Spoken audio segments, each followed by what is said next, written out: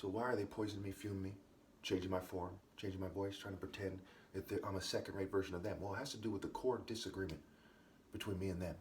It has two major components. One is the martial art order. Martial is marital scramble. Two is how women should be. That's why glasses is G, lasses is a good way to remember it. That's why they fume me, right? The eye, how you see yourself, I am, how God revealed himself to Moses, the pupil of the eye, okay? Pupil, a student, okay? So these ideas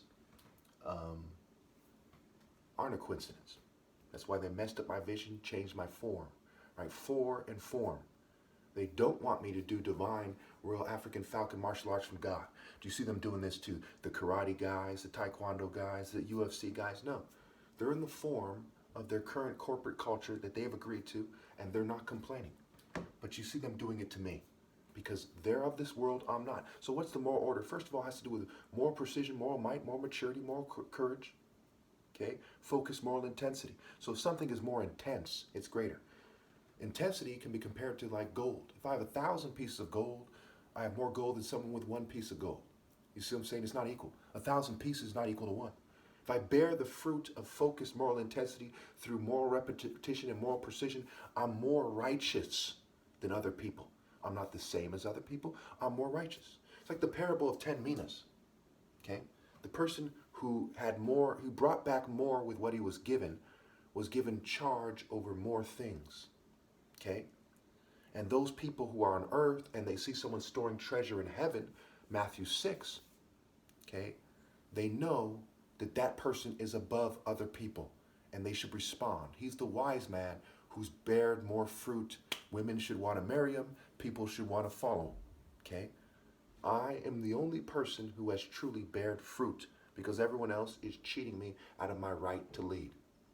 If someone was across the world when Jesus was around and he said, well, I didn't even know about Jesus, so how can I be, why is it held against me and my family that we're not related to these 12 disciples? Or we got the gospel late. You see how these hypocrites operate? They won't say that, hey, Native Americans, are at a disadvantage to the West because they had the gospel before them. Okay? They won't apply that when they're calling them savages, when they're saying they're more civilized, when they're dating each other and looking at people who are poor and saying, hey, they're poor and they're pagans and they're liberals. They don't apply that skill.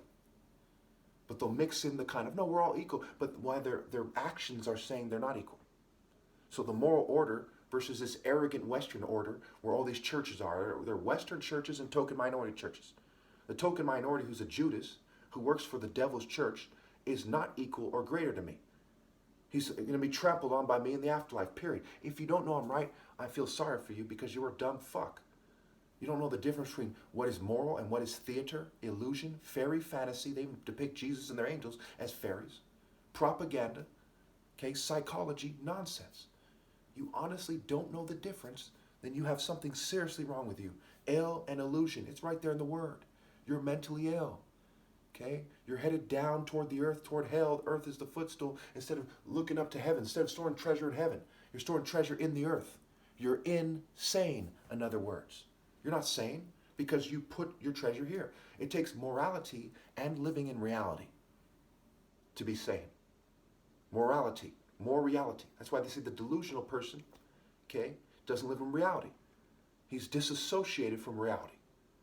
He's deluded. He's delusional. In reality, I'm the most moral person on the planet and logically the most moral person to ever live because of focused moral intensity. If they can't express spiritual power more than I can and moral power, then they're not as moral as I am. It's that simple. My very touch can heal somebody if they have faith. It's that simple. When you have faith and the most moral person that ever lived touches you and says you're healed, then you can be healed. Healed is a play on words for healed. You have to believe. Other people are false idols. If you believe that Prince Harry or William, okay, or Charles, his touch can make you a better person and you change your life, you're deluded in a Luciferian fantasy. And the only way for you to actually be moral is to follow me. Because you're cheating me out of my, no, he changed me. Oh, those people in church who pretend that the Holy Spirit changed them are lying. That's theater arts. It's showbiz. It's a demonstration. Demon. Demon it also means a skilled performer, not just an evil spirit. They're putting on an act using psychology. The Greek theater, the Roman Colosseum, the Greco-Roman theater, the mystery arts and how it relates to psychology, psyche being a deity, a pagan deity, and theater, eros, erotic desire. They deal in psychology and erotic desire, not love derived from justice and the moral order of God, a key disagreement. Now, really quickly, the second disagreement has to do with women, heels. Heels were worn by butchers, Egyptian butchers. Butchers wore heels in various places. And prostitutes in Rome. Okay, also Queen Elizabeth. One of these Queen Elizabeths, as the site revealed, wore heels. So they make it seem like it is majestic to wear a heel, but they're just prostituting themselves. The whore that rode the beast kind of thing. Heels are for whores. Period. And whores kill people because people try to rape them and kill them. They cause people to fight with each other because they're promoting sex based on erotic desire, not morality. Not someone saying, what is the moral way to proceed? They're saying, how do I get that piece of ass? It's that simple. The corporate chick is a whore. The gold digger's a whore. These people say, you're out of my league, and they have a financial price tag. There might be an exception to the rule, but then they would be on the way out of the corporation rapidly. Because corporate is a play on words for core pirate. Pirates go after booty, okay? And you see the heels causing their booty to move a certain way. You're an idiot if you don't know that I'm right. Okay? If you're in the culture of people who whore people, who are corporate greed, etc., you're wearing the heels of a whore, and you only date people if they make a certain amount of money. When Jesus wore rags in your own country, the most popular story, okay? The 12 disciples were not rich. In Matthew 6, Jesus said, store riches in heaven. He says, easier for a camel to go through the eye of a needle than a rich man to get into heaven. And there's all kinds. And Luke 1 says, you sent the rich away. Virgin Mary saying this. So Mary and Jesus both agree that the rich are bad people, basically, generally. Okay? Doesn't take a genius that you're a whore who only dates bad people. And you're trying to sell the idea to the kids, okay, that they should be like you. Go to school, get educated, be a feminist, be a conservative woman, go to the corporation, make money, and I say, did I do good? Okay? So you're leading the kids astray to the whore place. The places where the most successful whores go in corporate.